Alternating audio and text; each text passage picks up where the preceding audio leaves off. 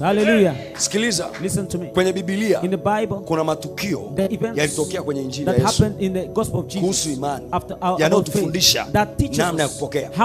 Tukio la kwanza ni wenye ukoma. Yesu aliwaombea.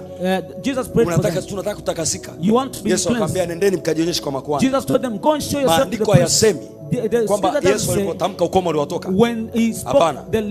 Maandiko yanasema walipokuwa wakienda ukoma wao ukawaacha. Walipokuwa wakienda ukoma wao ukawaacha.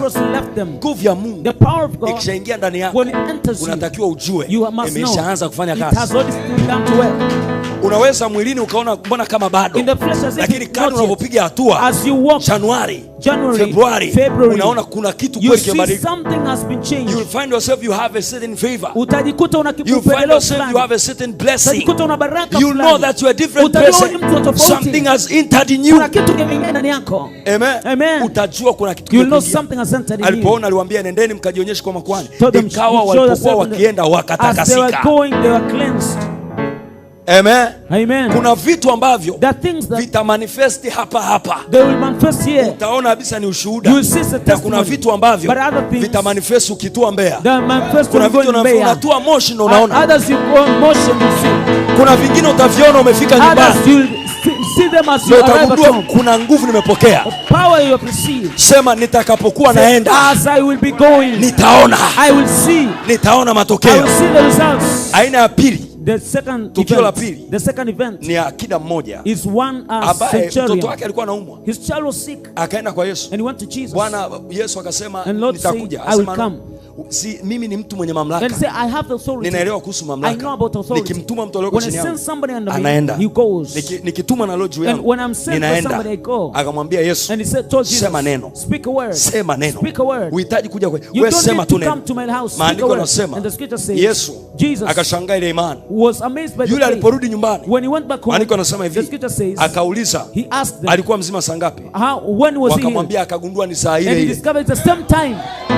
Kuna vitu vinatokea saa hiyo hiyo, na hivyo vitu ni ukiliamini neno. Ndio maana nakwambia usije ukakaa hapo ukasema mpaka watumishi waanze kuniwekea mikono wakati tu tunaongea. Hiyo ndo saa hiyo hiyo. Unaamini kuna kitu kinatokea, ni saa hiyo hiyo, maana neno limetumwa. Sema ulituma neno lake uwaponya, uwatoa katika maangamizo yao. Sema kwa neno la Bwana nimetoka kwenye maangamizo, nimepona. Saa hii ndio saa yangu. Mtu wa tatu, the third person, alikuwa amepooza, was paralyzed, hawezi hata kwenda. He couldn't go. Ndugu zake wakambeba, and his relatives carried him. Wamefika wanataka kumuingiza mahali, when they wanted to enter him somewhere, mahali pako packed pamejaa, and the place was very packed. Yesu Kristo yuko ndani, and Jesus was inside. Maandiko yanasema wakapanda, and they climbed up, wakatoboa dari, and they removed the roof, wakamshusha, and they laid him on, wakatoboa dari. They removed the roof. Muujiza, you know the miracle. Unaushangilia tu kwamba yule aliyopooza Yesu alimponya. We celebrate that Jesus healed the paralyzed. Lakini jiulize, vipi mtu ambaye nyumba yake dari yake ilipasuliwa? How about the house that the roof was removed? Je, alijisikiaje? How did he feel? Walibebaje hiyo kesi? How did it carry that case? Listen to me. Listen to me. Kuna imani inaitwa imani cheuri. Faith. Ikifika kwenye kupokea, when you receive, nakwambia ikifika kwenye kupokea, when come to receive, usiangalie gharama. Don't look at your neighbor. Usiangalie gharama. Don't look at the price. Usiangalie gharama. Don't look at the price. Usikae hapo. Don't sit there. Umejikunyata. Na unajua na tatizo. Unaona bado ile tatizo litatuliwa. Alafu unaona watumishi wanafunga ibada ukatulia. Hapana. Inuka kwenye kiti chako. Kimbia njoo hapa. Toboa dari. Toboa dari. Mtumishi wa Mungu anapita. The man of God is passing. Mtumishi wa Mungu anapita. The man of God is passing. Usinyamaze. Don't be silent. Piga kelele. Shout. Kama Batimayo. As Batimayo. Mwambie niko hapa. Nataka kuona. Unirehemu. Nifunze kutoboa dari. Teach me to remove the roof. Kilicho cha kwako. To receive what is mine. Usijiulize. Don't ask yourself. Watu watanionaje? Itakuwaje? Mimi ni mgeni. Hawakutaka kujua hata nyumba inamilikiwa na nani. Walitaka mgonjwa wao apone. They wanted the sick person to be healed. Walitaka mgonjwa wao apone. They wanted the sick to be healed. Kaa kwenye kiti chako. Sit on a chair. Mtu wa nne ambaye ni jambo la ajabu sana, ni jambo la ajabu sana linalotufundisha kuhusu imani, ni mwanamke aliyekuwa anatoka damu yake 12. Maandiko yanasema alidhamiria moyoni mwake atakaposhika upindo wa vazi la Yesu. Hakuna mtu amewahi kabla ya huyo mwanamke, hakuna amewaza nikishika vazi la Yesu napona. Yeye aligundua nikishika vazi nimepona. Yeye aligundua nikishika vazi nimepona. Unajua, unaweza ukawa hapa na unasema nahitaji tumbo langu lifunguliwe, nipate mtoto, nipate mtoto, na wewe unafikiri mpaka mtumishi akweke mkono. Unafikiri mpaka mtumishi akweke mkono. Kuna mwingine anaweza kuamua kwenda kumbeba mtoto mwingine aliyoko hapa. You can decide to carry another child. Nataka ujifunze. I want to teach kila kitu kilichoko hapa. Unaweza kutumia kinabii. You can use a prophet kupokea unachokitaka. To receive what you want. Kupokea unachokitaka. To receive what you want.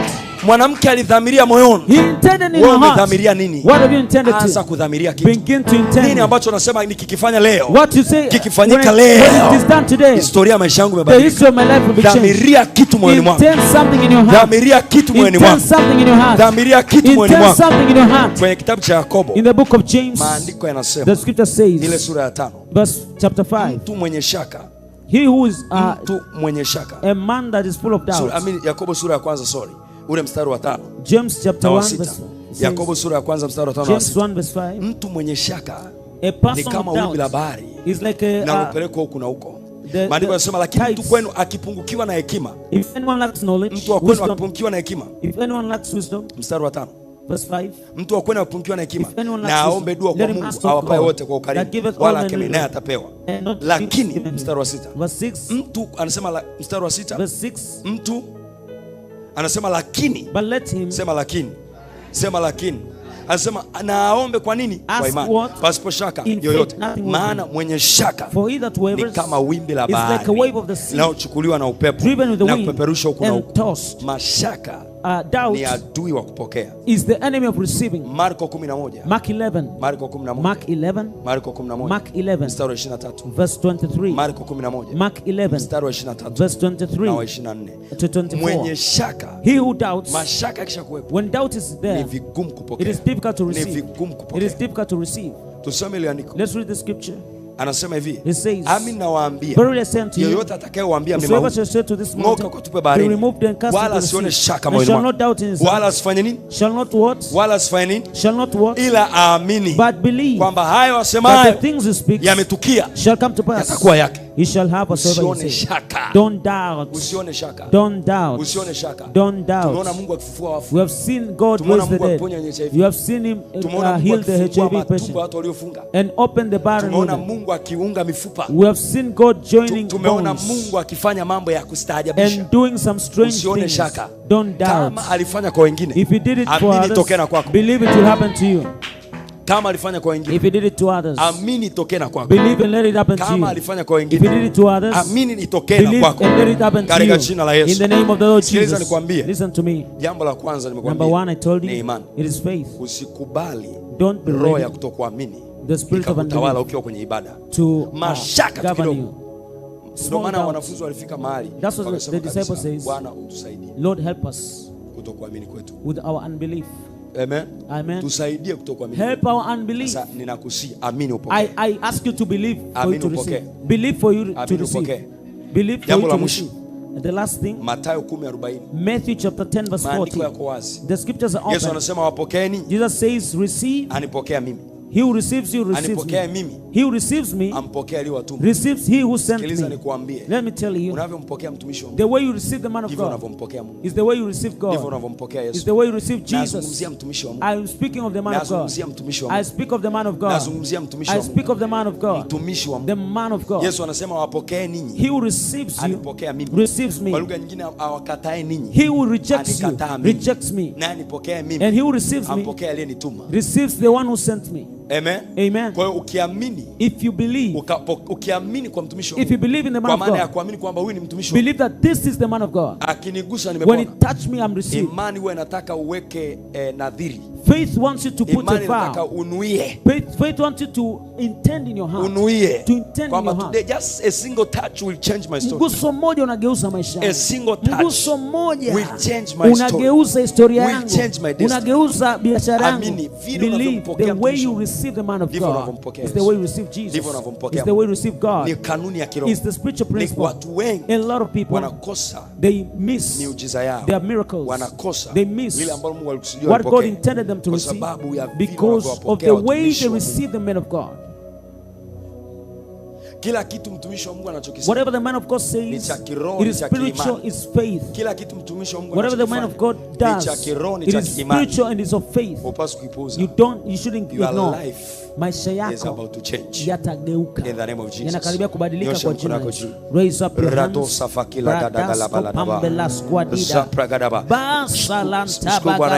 Thank Jesus. Pray and thank the Lord Jesus. Stand up on your feet and give thanks to Jesus. Everyone give thanks to Jesus. Najua umenileta leo kwa makusudi yako. Najua umenileta leo kwa makusudi yako. Najua umenileta leo kwa makusudi yako. Najua umenileta leo kwa mapenzi yako. Najua umenileta leo kwa makusudi yako. Najua umenileta leo kwa mapenzi yako. Baba nakushukuru. Baba nakutukuza. Baba nakushukuru. Asante Bwana. Mwambie Bwana, ninakuamini wewe. Hofu na mashaka havitakaa ndani yangu. Mwambie Bwana, ninakuamini wewe. Hofu na mashaka hazitakaa ndani yangu. Mwambie Yehova, ninakuamini wewe. Hofu na mashaka hazitakaa ndani yangu. Mwambie Yesu, ninakuamini wewe. Hofu na mashaka hazitakaa ndani yangu. Sema Yesu, ninakuamini wewe. Wasiwasi hautakaa ndani yangu. Ninakutumaini wewe. Nina uhakika kwa omba, mwambie Bwana, niko hapa. Mimi nakuamini wewe. Lord, I'm here. I believe you. I believe in your power.